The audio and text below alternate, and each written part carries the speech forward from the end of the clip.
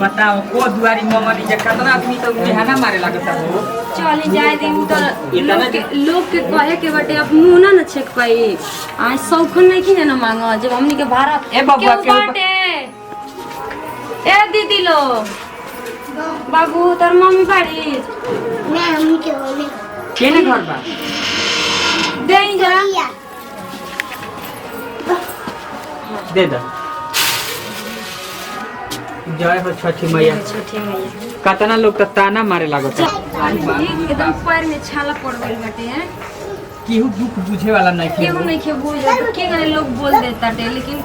हमनी के सौखन थोड़ी मांगत है लेकिन छठी माई के भाड़ा भोकले बनिए तब ना आज हमनी के पूरा हो गइले से हमनी के मांगत है कि मांगत है भगवान का छठी माई करा कि सबका मनोकामना पूरा हो जाए यही सही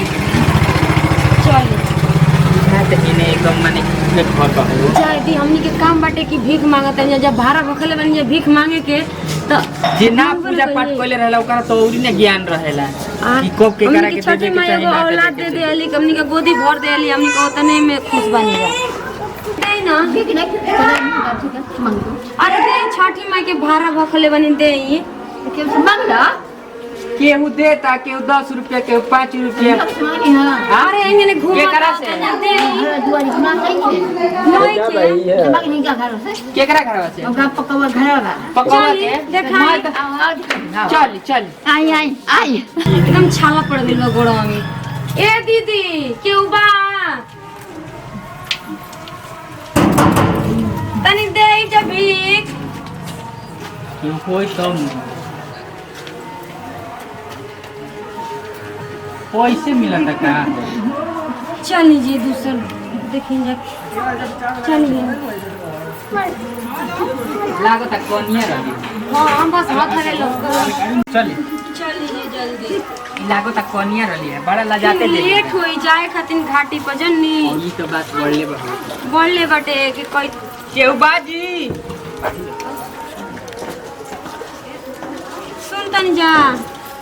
तनी भीख दे ना छठी माई के भाड़ा भोखले बनी देख ली आई भीख मांगे आई बाड़ी कितना पहिनले ओले बाड़ी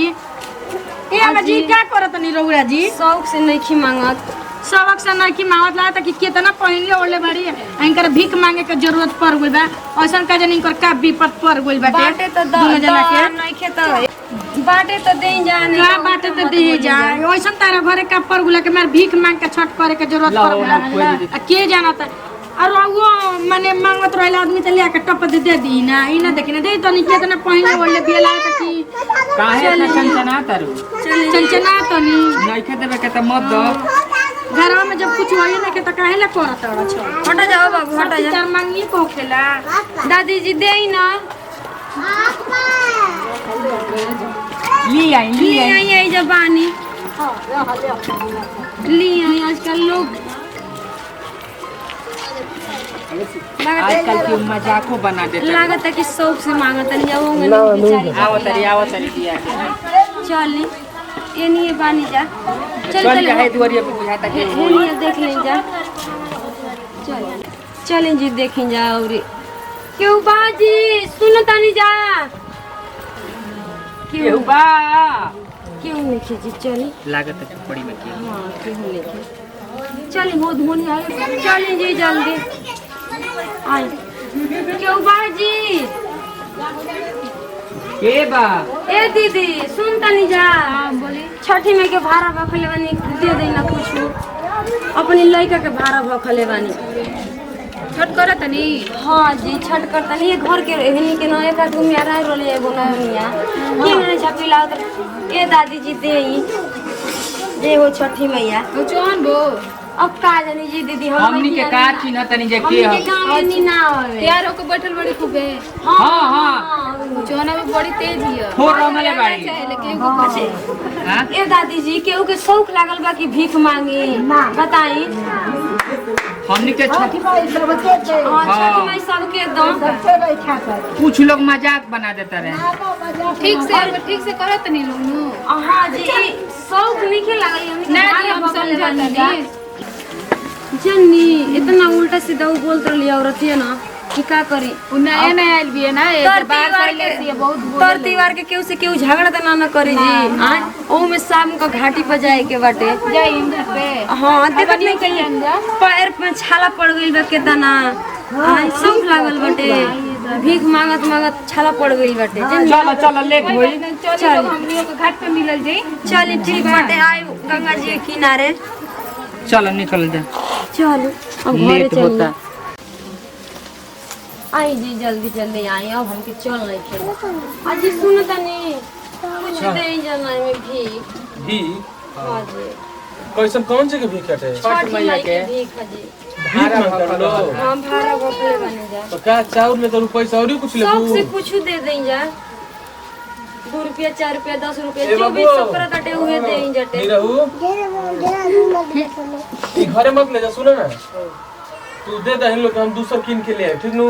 ठीक है घरे जाके बोल दियो कि भैया गेलो हम दूसर लिए में भाई तब ले लीजिए जय हो छठी मैया अब बाबू हम दूसर किन के लिए घरे ठीक है पहले ली कटहर वो माटी कटहर कहला चल चल जय हो छठी जय मैया हो छठी मैया रउआ के बहुत बहुत उबार करस राउर घर फरे फूल लेकिन बहुत दानी वाला आशीर्वाद दे के जाई निमन भगवान राउर रसो जोड़ा लगा दी है चल दिसंबर कहला ओही घड़ी राउर लगन पतरी खुली माई करी है तो हम तो ज्यादा नहीं दूसरा तब किन के लिए आए, ठीक नु ज्यादा बेचारा गरीब रहा सब ठीक मांगता रहा सब दे दिए पूजा पाठ में कर चलो अरे भगवान थक गइल बन जय हो छठी मैया जय हो छठी मैया बैठे बैठे अरे राम आदि बाप रे बाप अजी गुड़वा दुखायल बाबू कहाँ बाटे होई त लागत नु लगता कि लड़का सुत गइल बा सुना तारू? हाँ? होई त लागत कि मुखिया जी के दुआर रहल है अब केहू रहो बेचारा शौक से देना उनको छठी माई बढ़ंती कर आगे मुंह बढ़ बेचारू लागत कि अपना घर परिवार खातिर लियाई रहले लियाई रहले हैं, हैं हमनी हमन के हमने दे के देले दे देले हैं लेकिन हमनी के मजबूरी बड़ा बेचारा समझना अब का फल किने जाई जब ई हाये पैसा बाटे एकर जाई कुछ किन के लिए आई ना सुनो ना हाँ माई हमनी के कुछ कमी देले नहीं थी नहीं ना की देले। धन दौलत कुछ ना औलादो चाहत रहे छठी माई की कृपा से लइको कृपा पावे से हम तो सोचता नहीं नु कि जे हमनियो से तनी एथी होखे नु कमजोर उनका के पैसा दे दिहल जी हाँ हमनी के फल चढ़ा लेते हमनी के फल तो होइए गइल बा नहीं धरे माई के कृपा से हमनी के का नहीं खे मिलल मिलू गइल बा लेकिन हमनी के काम नहीं की देले छठी माई लेकिन एगो शौक से मांगा थोड़ी बन जाए देखो उनकर कृपा ये हनु कि आपन हो गइल नु पूजा तो दूसरों के करवा दिहल दूसरों जा के करवा देहल कि मान ली कि उनको लागे कि हां एकनी में कुछ इंसानियत बचल बा चली, सही ना तो हारी। सब तो अपना पेट के सवार में सही हारी दुनिया यही जीते बा तरह फल लेके दौरा छठी घाटे चली जाए जन्नी फूले मैं है फल यही में रख दी जा हाँ। हमनी के त माई हमनी के पूरा कर देली कह देली जे देखो हो। जे बाजिन कहत होई या बनल होई ना ओकरो गोदी भर दिया छठी मैया ना बाजिन चाहे जे भी कमजोर होई सबके भर दो सबके पूर्ति कर दो हमनी के जेकरा नजर में एने टोला महला होई उनका के दे दिहल जी पैसा आज ई लो। पियास लागल बा घूमत घूमत ना अच्छा जाय दो बेरा ले। फैले नु बा ले चली घाटी पर और ले ही ओके जे के होई ओके दे दे अच्छा ले आ लोटावा ले ले आई, ठीक ना चल लोटा ले तन रुको एही में पैसा रख सबके निकलत टाइम जाए तो का करबो हमनियो के तो घूमत घूमते बेरा बेरा हो गई सब निकलत तो चले जल्दी उनकर कृपा होई तो हमनी के दुख बुझे नु बुझिए ना चले रह तन चेटे में धर ली हाँ, दे ना दे। तो गिर जाई नु हाँ तो फिर दिक्कत होई आई दियरिया ना ले लू है घी वाला अरे धर भूला तन पोलो धल बोलो हां दिमाग काम नहीं करती सी बताई तनी तन पोलो ओलो धल चले लोटा ले ले आ सजहत के कुछ ओढ़ना बिछाना ले लिह काहे से कोने से गोइला के बाद ठंडा लागे लागेला चले अब चल रुके तन कुछ गीत गई तू कौन मन तो सुखा गेल बाटे काई चाही बस के बहंगिया बहंगी लचकत जान बहंगी लचकत जान पेनीली वीरेंद्र बाबू पियरिया दौरा घाटे पहुँचा दौरा घाटे पहुँचा काई चाही बास के बहंगिया बहंगी लचकत जाए बहंगी लचकत सुना ना तू तो भुलाइले रहता अगरबत्ती ले ले नंदुआ बाबू पी पियरिया दौरा घाटे पहुँच दौरा घाटे पहुँच ए जी चली सब निकलता चल चल निकल जा वो साथ में गीत गावल जी चल चल ले ली का बारे पे ना जी चल है लेके चल जी चल चलो हम तले अगरबत्ती ले ली तनी में ऊखी ले ली